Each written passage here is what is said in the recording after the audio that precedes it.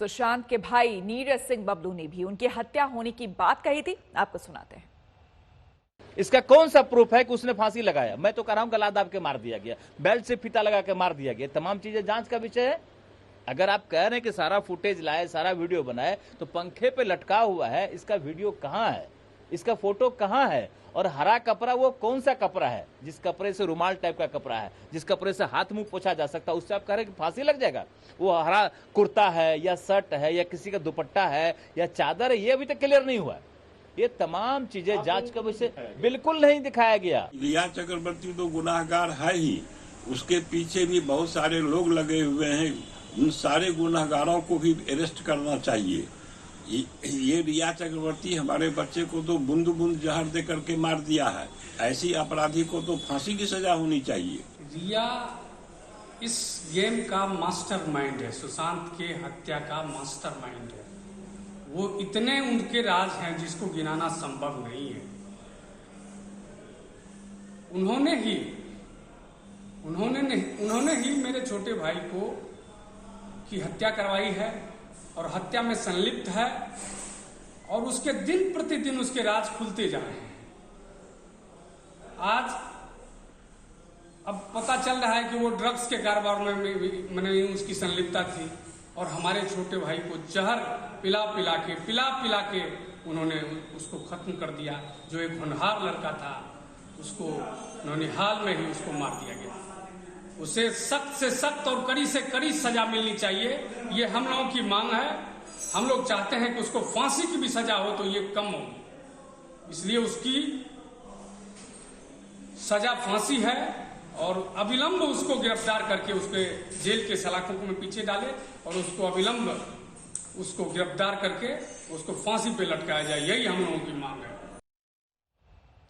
और सीधे लिए चलते हैं आपको हम मुंबई, जहां से शम्स हमारे संवाददाता हमारे साथ जुड़े हैं और अरविंद ओझा भी हमारे साथ है। सबसे पहले शम्स, आपसे जानना चाहेंगे, इस पूरे मामले में, सुशांत मामले में हर दिन नया एंगल, नया ट्विस्ट सामने आ रहा है, लेकिन परिवार वालों की हम बात करें तो अब खुलकर परिवार वाले ये कह रहे हैं कि पहले उन्हें लगता था हत्या के लिए उकसाने का मामला हो सकता है, खुदकुशी हो सकती है, लेकिन अब वो सीधे तौर पर कह रहे हैं कि ये हत्या की गई है।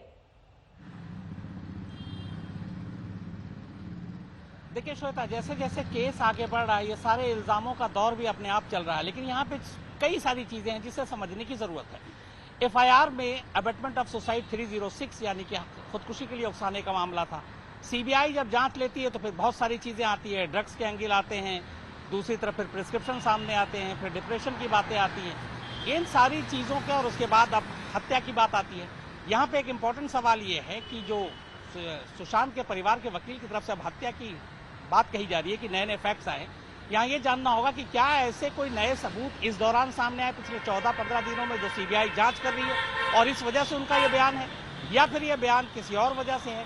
क्योंकि अब हत्या का शक जताने का मतलब है कि या तो फिर आपके पास कोई नए फैक्ट्स और सबूत आए, जबकि दूसरी तरफ सीबीआई की जांच चल रही है। और मैंने 2 दिन पहले भी आपको बताया, एक मिनट आपको रोकना चाहूंगी, शुरुआती जांच के बाद बीच में 1 मिनट आपको रोकना चाहूंगी। ये जो आप कह रहे हैं कि क्या कोई बीच में सबूत आए, कोई ऐसी बात सीबीआई से जानकारी मिली या नहीं मिली, उनके वकील साफ तौर पर कह रहे हैं, इल्जाम लगा रहे हैं कि जो बहनों की तरफ से स्टेटमेंट दिया गया है मुंबई पुलिस को, सवाल उस पर उठाया जा रहा है क्योंकि उसको जब ट्रांसलेट किया गया, वो मराठी में लिया गया था। वो कह रहे हैं कि जो ट्रांसलेट किया गया वो बयान नहीं था जो बहनों ने दिया है, और इसीलिए वो सवाल उठा रहे हैं अब कि ये हत्या है। यहाँ पे श्वेता 2 चीजें हैं। वो बयान जाहिर सी बात है जो दिया गया है वो आखिरी बयान नहीं है। कभी भी जो याचिका करता है वो अपने बयान को बदल सकते हैं, इसमें कोई कानूनी अड़चन नहीं है। और ये कि मराठी में लिखा गया था ये भी बदला जा सकता है, बात इससे बयान तक नहीं है, ये कोई बहुत बड़ा इशू नहीं है। यहाँ पे 2 चीजें समझने की जरूरत है। एक कि मराठी में लिखा गया, हमें समझ में नहीं आया। मामला सुप्रीम कोर्ट में गया था तो सुप्रीम कोर्ट में भी इन सारे बयानों की बातें होनी चाहिए थी। नंबर 2, जब ये सारे बयान हो रहे थे उस वक्त ओपी सिंह जो आईपीएस अफसर हैं इस वक्त फरीदाबाद में हरियाणा पुलिस में, वो मौजूद थे। तो ये एक आम लोग जो भी जाते हैं किसी पुलिस स्टेशन में एफआईआर लिखाने के लिए, उनकी एफआईआर क्या लिखी गई है वो सारी चीजें बताते हैं, उसके बाद आप दस्तखत करते हैं। अगर मराठी में लिखी गई है तो आपको पढ़ के सुनाया जाता है, फिर आप दस्तखत करते हैं। यहाँ पे तो एक जिम्मेदार पुलिस अफसर भी आपके सामने है। तो अब ये बात कि उस मराठी में लिखी गई उस वक्त की बात सही थी, बात की बात सही है, ये जांच का विषय है। और जांच ये है कि अब सीबीआई कर रही है, सीबीआई उनसे जरूर बयान लेगी उनके कि आपको उस बयान में क्या फर्क था और इस बयान में क्या फर्क है। वही मैं कह रहा हूं कि बार बार ये सारी चीजें इल्जामों का दौर आ रहा है, लेकिन सबसे इंपॉर्टेंट है कि क्या पिछले कुछ दिनों में ऐसे सबूत मिले हैं जिसकी वजह से अब ये परिवार ये कह रहे हैं कि नहीं, हत्या की खुदकुशी का मामला नहीं है बल्कि हत्या का मामला है।